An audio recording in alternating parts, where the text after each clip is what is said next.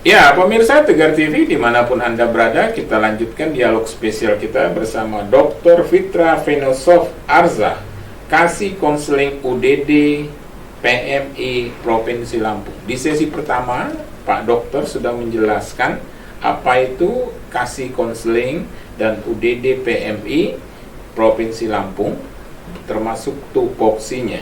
Di sesi kedua ini yang menarik, Dokter, ini tadi Dokter bicara soal alur donor dan sebagainya, itu lebih jelasnya gimana sih kalau misalnya mulai pendonor datang dan sebagainya? Silakan. Oh iya, Dokter. betul. Memang kita di kantor kita sekarang lagi berbenah. Semua itu diusahakan secepat mungkin bisa terlayani. Jadi memang alur kita juga dipercepat sekarang, Pak. Oh, alur kita? Alur donor untuk mau donor itu dipercepat. Jadi nggak ada lagi nulis-nulis, tidak ada lagi mengetik-ngetik, langsung apabila dia sudah punya ID, ada struk, paperless semua sekarang. Oh, jadi artinya supaya nggak ada waktu antri. Supaya nggak ada waktu antri, supaya orang nggak menunggu terlalu lama. Iya, betul. Kenyamanan kan ya. Iya, kenyamanan ya. Cuma tetap ada beberapa syarat donor yang harus kita patuhi, patuhi sesama agar aman darahnya. Gimana? Seperti ukuran tekanan darah yang tidak boleh tinggi ataupun rendah, terus tidak boleh makan obat-obatan tertentu.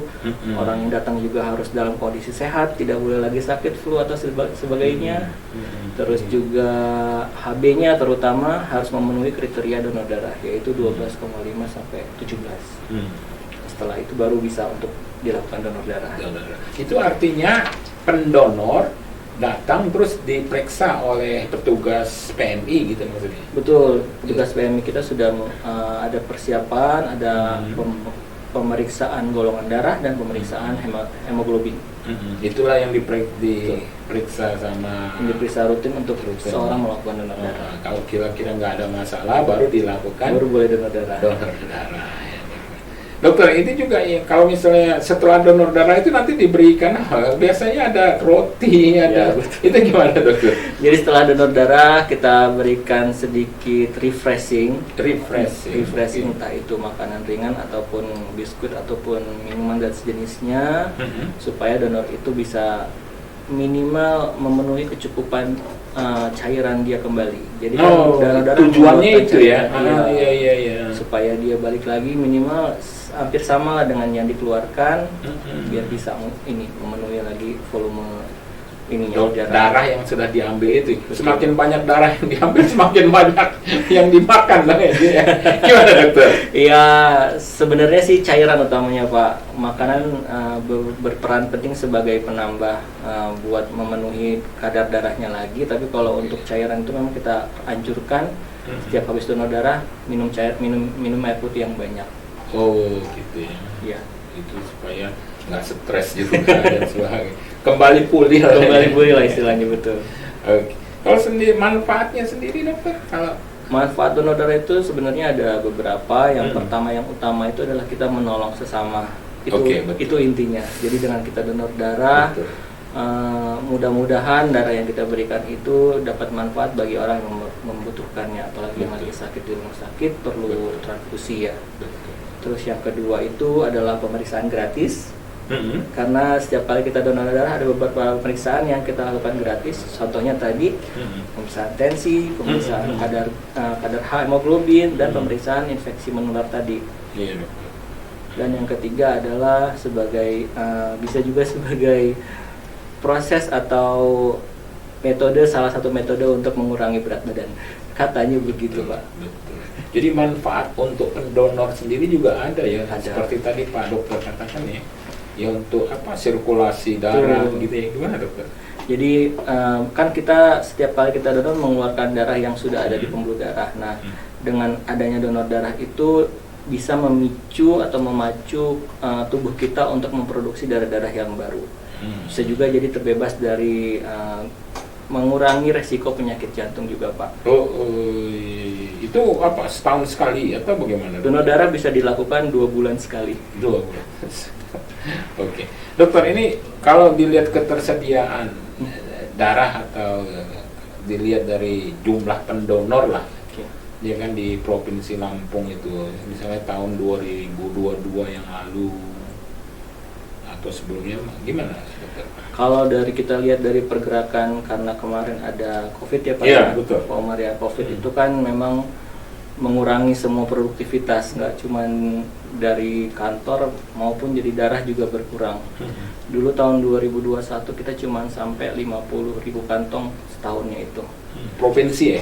Satu UTD PMI Provinsi Lampung aja. Iya. Tapi kalau untuk 2002 kemarin, alhamdulillah 2022 ya? 60.000 itu bulan September saja sudah 60.000. Jadi kalau untuk laporan akhir tahunnya mungkin lebih dari 60.000 kantong sudah kita dapatkan. Jadi memang alhamdulillah masih bisa mencukupi untuk di Bandar Lampung dan sekitarnya. Kalau misalnya rata-rata itu sekitar berapa ya, Dok? Per bulannya Pak, Iya. bisa 5.000. Oh. 5.000 kantong per bulan. Dan itu mencukupi kebutuhan Alhamdulillah di masih tercukupi. rumah sakit gitu, Dokter. Masih tercukupi untuk saat ini, dan kita selalu memberikan atau menyarankan agar orang itu mau berlomba-lomba donor darah. Banyak program yang kita buatkan juga untuk pendonor yang setia. Oh gitu. Seperti apa Pak Dokter Fiza?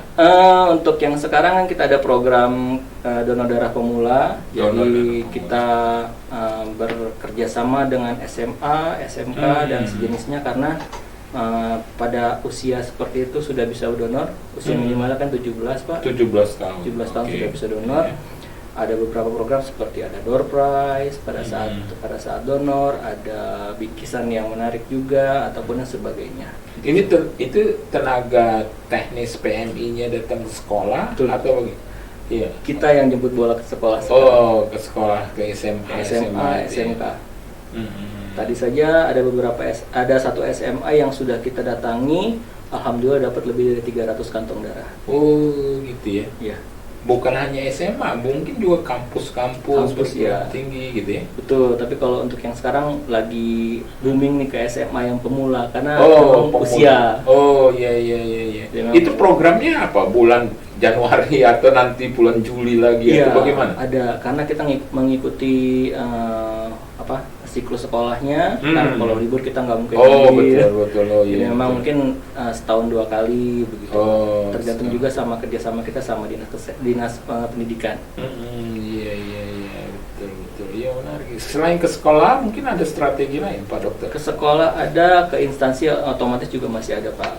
Instansi yang di sekitar Bandar Lampung seperti instansi rumah sakit juga kita libatkan. Iya.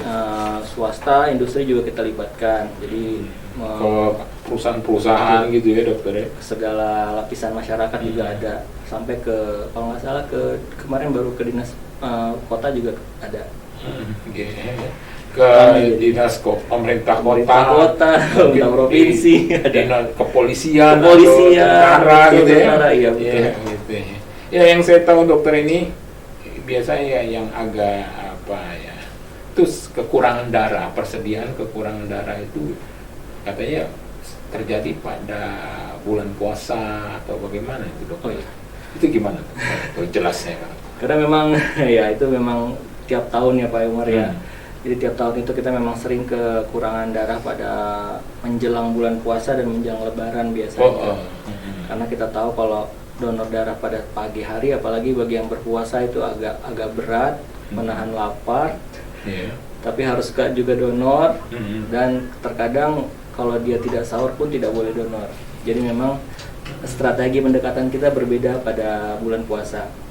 Jadi karena kurang itu, jadi kita mau nggak mau mendonorkan darahnya itu diubah jamnya Pak. Oh gitu, maksudnya gimana? Dari yang tadinya pagi atau siang kita ubah jadi setelah maghrib dan malam. Oh, Kita habis berdoa. Itu salah satu strateginya. Salah satu strateginya. Malam hari gitu Malam ya hari. untuk donornya. Atau mungkin sebelum bulan puasa stoknya dibanyakin atau bagaimana, Pak Dokter? Sebelum bulan puasa stoknya ya insya Allah kita masih bisa cukup sebenarnya. Cuman yang pasti bulan puasa itu kita tetap harus 100% kerja, harus 100% gitu ya. mencari. Caranya yaitu kita setelah buka puasa kita datang ke masjid-masjid.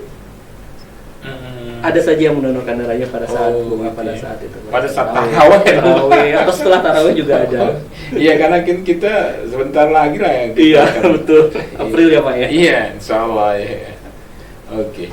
Pak Dokter, ini kalau menurut Pak Dokter sendiri lah, Pak Dokter Firza, ini soal kesadaran masyarakat Lampung untuk mendonorkan darahnya dibandingkan provinsi lain, rata-rata bagaimana menurut Pak Dokter? Kalau kita lihat di grafik pendonor darah ya sebenarnya ya, kesadaran masyarakat Lampung ini masih Terbilang apa? sedang lah. Oh, Antusias juga tidak, acuh juga tidak. oh gitu ya. Karena memang kita lihat dari pemenuhan darahnya untuk pasien rumah sakit. Apabila kita lihat pasiennya banyak yang tidak mendapatkan darah, itu berarti kita yang kurang sosialisasi ke masyarakatnya. Tapi untuk sekarang, alhamdulillah, setiap kali keluarga pasien atau pihak rumah sakit datang meminta untuk dilakukan pemeriksaan untuk transfusi darah, bisa kita penuhi secara 100%. Oke, menarik. Ya, Pak Dokter Firza, sebelum kita akhiri di sesi kedua nih, pertanyaan terakhir saya itu, yang menarik itu kan ada katanya dapat sertifikat penghargaan kalau sudah berulang-ulang mendonorkan darahnya, itu gimana jelasnya Pak Dokter? Jadi memang ada tahap-tahapan kita untuk mendapatkan piagam, Pak. Piagam namanya. Piagam bertanda tangan kepala UTD, kepala PMI, gubernur, dan ada presiden juga. Oh, ada tingkatannya. Jadi ada pendonor 10 kali, 25 kali, 50 kali, 75 dan 100. Apabila sudah 100 bisa kita ajukan untuk mendapatkan penghargaan Satya Lencana dari presiden. Presiden 100 ya. 100 kali donor, ya betul, Pak. Kalau di Provinsi Lampung ini pendonornya udah ada banyak ya? Sudah ada yang sampai 100, sudah banyak, Sudah, Pak. ya. Mereka juga sudah membuat komunitas sendiri biasanya. Jadi ada komunitas yang di atas 75 kali donor, itu mereka punya komunitas untuk bisa mensosialisasikan donor ke yang lainnya. Oke.